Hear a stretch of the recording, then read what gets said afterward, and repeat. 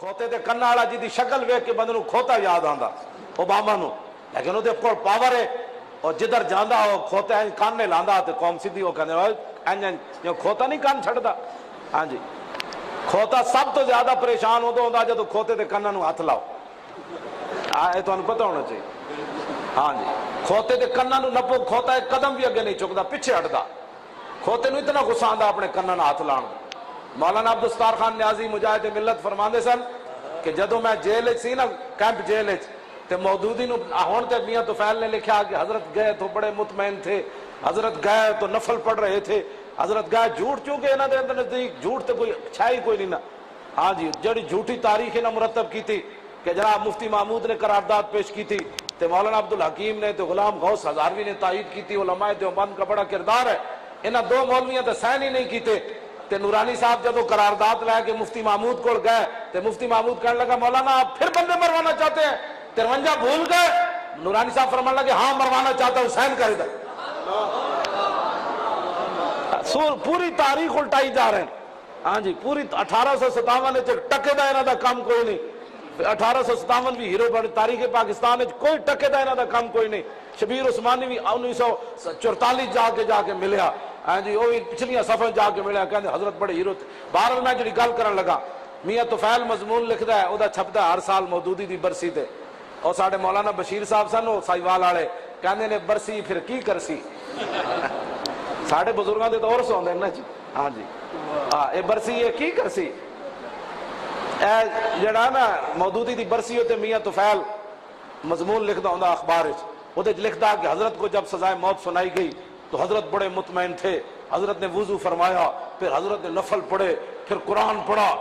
مولانا عبدالستار خان نیازی خود فرماندے سن کہ میں جدو پہلے موجود سی سزائے موت والی کوٹھڑی تے مودودی نو نیائے نپ کے تے کہندے مودودی نو تو انو سمجھ اس بندے نو آنی جنہیں کھوتا کدے نپیا ہوئے یا او دے کرنا تو نپیا ہوئے، میں نپیا۔ ہاں جی، میں نو تاں اس گل تے بڑا لطف آندا۔ ہاں جی بالکل، کھوتے نے دعا کرنا تو لپو زور لا دو ایک قدم اگے پٹے، وہ پیچھے ہٹنا۔ مولانا فرماندے سن بھائی جدو مودودی نو نپ کے لے آ رہے سن نا تے انج لے آ رہے سن جویں کھوتے نو کرنا تو نپیا ہو۔ کی مطلب سی؟ وہ اگے چھکدے سن، وہ پیچھے ہوندا سی۔ تے میں بھائی آواز لائی، او مولانا تکڑا ہو، ہاں تے میں کہا تکڑا ہو، کہندے میں آواز لائی تو تکڑا ہوئے۔ ظاہر ہے مولانا خود ایڈے بڑے، ہاں جی، شیر کی آمد ہے کہ رن کانپ رہا ہے۔ اعوذ باللہ من الشیطان الرجیم، بسم اللہ الرحمن الرحیم۔ اللہ کے نام سے شروع جو بڑا مہربان نہایت رحم والا ہے۔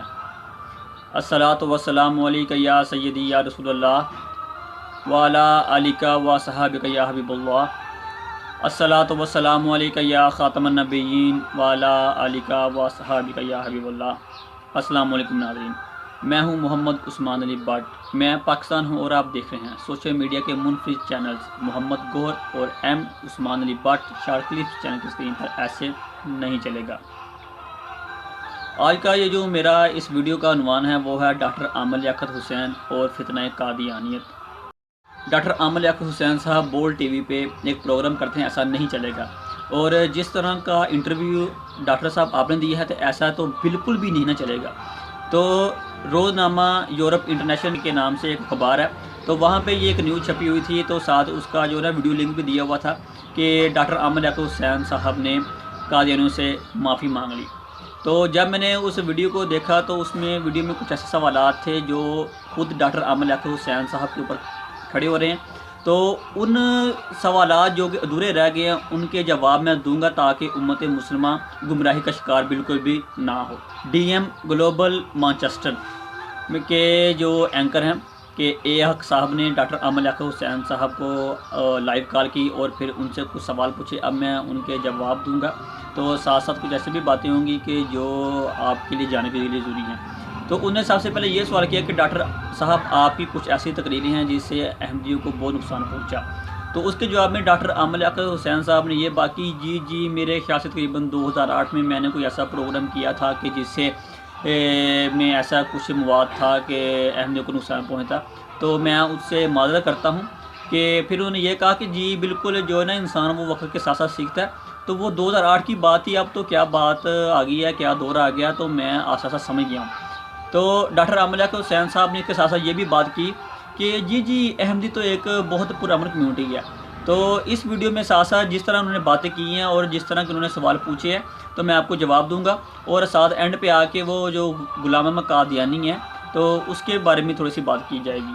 تو اب میں یہ بتانا چاہتا ہوں کہ مرزا غلام احمد قادیانی جو ہے تو اس کو ہم احمدی نہیں کہتے, ان کو جو ان کے فالوور ہیں ہم ان کو قادیانی ہی کہتے ہیں, اور ان کو احمدی کہنا بالکل بھی ٹھیک نہیں ہے. ڈاکٹر صاحب یہ آپ کے لیے ہے تو آپ اس کو یاد رکھیے گا.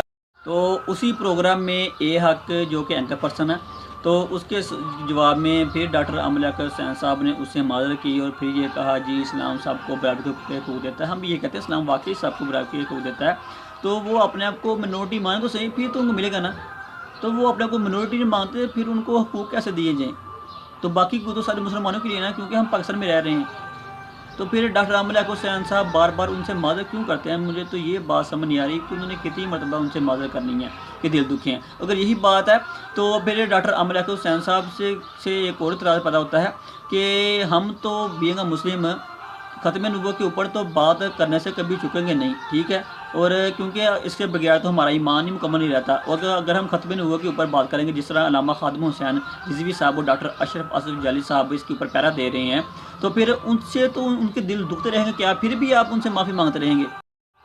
ڈاکٹر صاحب کیا آپ نے اس کی کتابیں نہیں پڑھی؟ وہ اپنی کتابوں میں کہتا ہے کہ جو مجھے نہیں مانتا وہ کنجروں کی اولاد ہے, وہ اس کی اولاد ہے. تو کیا اس سے مسلمانوں کے دل نہیں دکھتے؟ اس مرزا خبیث نے کئی جگہ یہ والے الفاظ یوز کیے ہیں, جو مجھے نہیں مانتا وہ ایسے ہے وہ ایسے ہے. تو ظاہر پھر تو اس سے مسلمانوں کے بھی تو دل دکھے ہوں گے نا. تو کبھی کیا کسی مربی نے یا کو ان کے جو ہیڈ ہے کیا اس نے کبھی اس بات کے اوپر معافی مانگی؟ آپ کو لوگ ایک اسکالر سمجھتے ہیں تو آپ کی عزت کرتے ہیں, تو مگر آپ یہ کس طرح کی باتیں جا کے باہر کر رہے ہیں اور ان سے معافی مانگ رہے ہیں؟ ڈاکٹر صاحب یہ آپ کو بیوقوف بنا رہے ہیں اور آپ ان کی ہاں میں ہاں ملائی جا رہے ہیں. تو آپ خود کہتے ہیں کہ جیو نیوز کے بارے میں کہ وہ علماء کو بلاتا ہے اور ایسے سوال پوچھتا ہے اور ان کو پھنسانے کی کوشش کرتا ہے کہ وہ خود مکرم جو ہے نا اس کی باتوں میں آ جاتے ہیں ان کی. تو اب آپ ان کی باتوں میں کیسے آ گئے؟ یہ حق صاحب کہتے ہیں کہ قادیانیوں کے بہت سے گاڑے اجرے ہیں آپ کی اسپیچز سے. تو مجھے یہ بتاؤ کہ کون سے گاڑے اجرے ہیں, ہمیں تو بتائیں نا. یہ ہمارے یہاں پہ آپ ٹیررسٹ اٹیک آتے ہیں پاکستان میں, اتنے لوگ شہید ہوتے ہیں, ان کے بارے میں کوئی بات نہیں کرتا. اور جب آپ کا کوئی قدرتی موت سے ایک ہو جاتا ہے یا کوئی حادثائی طور پر کیسا واقع ہو جاتا ہے تو آپ آسمان کو سر پہ اٹھا لیتے ہیں. یہ حق صاحب کوئی تھوڑی سی شرم کی نام کی چیز ہے نا, تو وہ آپ اپنے اندر ڈاؤن لوڈ کریں گوگل سے, کیونکہ آپ کی لیے ہر چیز وہ گوگل ہی ہے نا. تو کچھ شرم کریں. آپ ڈاکٹر عامر لیاقت حسین صاحب کو کس چیز میں کس جرم پہ پھنسانے کی کوشش کر رہے ہیں, کیونکہ ہر بندہ جانتا ہے کہ وہ بندہ کس ٹائپ کا, وہ کس طریقے سے بولتا ہے. مگر اس شو میں وہ کس طرح بول رہا تھا, اس کی زبان کس طرح اڑک رہی تھی, کس طرح سوچ کے بول رہا تھا, تو اس سے یہ ساری بات بالکل واضح ظاہر ہو رہی ہے. تو آپ صرف اس کو پھنسانے کی کوشش کر رہے ہیں اور مسلمانوں کو بدنام کرنے کی کوشش کر رہے ہیں, اور کوئی بات نہیں ہے, ٹھیک ہے. اور آپ یہ کہتے ہیں کہ دل دکھے ہیں, دل دکھے ہیں, اور جو مسلمان کے دل دکھ رہے ہیں اس کا کیا؟ مرزا قادیانی بکواس کرتا ہے کہ یہ جو حضرت محمد صلی اللہ علیہ وآلہ وسلم کے یہ جو موضوعات ہیں یہ کم ہیں, اب یہ جو میں آیا ہوں یہ میرے پاس سب ہیں, ٹھیک ہے. اور یہ جو کلمہ میں لا الہ الا اللہ محمد رسول اللہ میں یہ جو محمد ہے وہ میں ہی ہوں, ٹھیک ہے, اور میرے نام آیا ہے, ٹھیک ہے. اور پھر وہ خود اس بات میں کنفرم نہیں ہے کہ وہ ہے کون ہے. پہلے کہتا ہے میں خدا ہوں, پھر کہتا ہے میں خدا کا بیٹا ہوں, پھر جا کے دیکھتا ہے کہ میں مریم ہوں, پھر کہتا ہے میں اللہ کی جو ہے بیوی ہوں, پھر جا کہتا ہے کہ میں عیسیٰ ہوں, پھر کہتا ہے میں عیسیٰ ابن مریم ہوں. اس کو خود نہیں پتا وہ ہے کیا. تو پھر کہتا ہے کہ میرے اندر سے بچہ پیدا ہوا, کبھی وہ یہ زمین آسمان یہ سب کچھ میں نے ہی بنائے ہیں, کبھی رسولوں کی نبیوں کی شان میں سے گسائی کی. کیا اس سے مسلمانوں کے دل نہیں دکھتے؟ ڈاکٹر صاحب آپ نے اس بارے میں کیوں نہیں سوچا؟ آپ ان کے چنگل میں کیسے پھنس گئے؟ اس معاملے میں کبھی کسی مربی نے, قادیانی نے, مرزائی نے کبھی معافی مانگی؟ تو آپ کیوں معافی مانگ رہے ہیں؟ تو انہوں نے صرف معصوم سے اینکر پرسن کو پکڑ کے اس کو بسایا ہوا اور کچھ نہیں ہے. یہی تو ان کا طریقہ واردات ہے. معصوم سے اینکر پرسن کو بلا لیا, کال کر لی اور بتایا کچھ, پھر سوال کس ٹائپ کے پوری شروع کر دی, وہ بندہ اب کال بھی نہ بند کرے تو پھر اس کو لگاؤ رگڑا. یہ تو ان کا طریقہ واردات ہے, ہمیں اس کے بارے میں تھوڑا سا سمجھنا پڑے گا, ٹھیک ہے نا. اور یہ جو ان کا اس وقت کا ہیڈ ہے مرزا مسعود، اس نے جو بیت الفتوح میں جو اپنا استانہ طریق الجمعہ کا خطبہ دیا، کہ آپ نے وہ نہیں سنا؟ وہ اس نے پوری کوشش کی ہے کہ مسلمانوں اور عیسائیوں کی جو ہے نا لڑائی آپس میں کروائی جائے۔ وہ تو چاہتے یہ ہیں کہ مسلمان اس طرح لڑتے رہیں، وہ ترقی نہ کریں اور بس یہ ذلیل و خوار رہیں۔ یہ جو مرزائی ہیں یہ تو ہے ہی فتنہ پرورہ میں، یہ افراطی فتنہ ہے۔ اللہ پاک ہم سب کو ان کے فتنے سے بچائے اور ہمیں عقل سلیم عطا کرے اور حق کو جاننے پہچانے کی توفیق دے۔ اتنا ہی، انشاءاللہ نیکسٹ پروگرام میں نیکسٹ ویڈیو کے ساتھ پھر حاضر ہو گئے۔ تب تک کے لیے عثمان علی بٹ کو awareness group of network کے ساتھ دیجیے اجازت۔ تب تک کے لیے اللہ نگہبان۔ آج لوگ ختم نبوت کے مسئلے کو بچوں کا کھیل سمجھ رہے ہیں، حکمران اس پر توجہ ہی کوئی نہیں۔ جہاں ختم نبوت کا انکار ہو وہاں عبادت خانہ نہیں ہوتا۔ عبادت خانہ تو وہ ہوتا ہے جہاں ما کان محمد نبا احد من رجالکم ولکن رسول اللہ و خاتم النبیین کی آیتیں پڑھی جاتی ہیں۔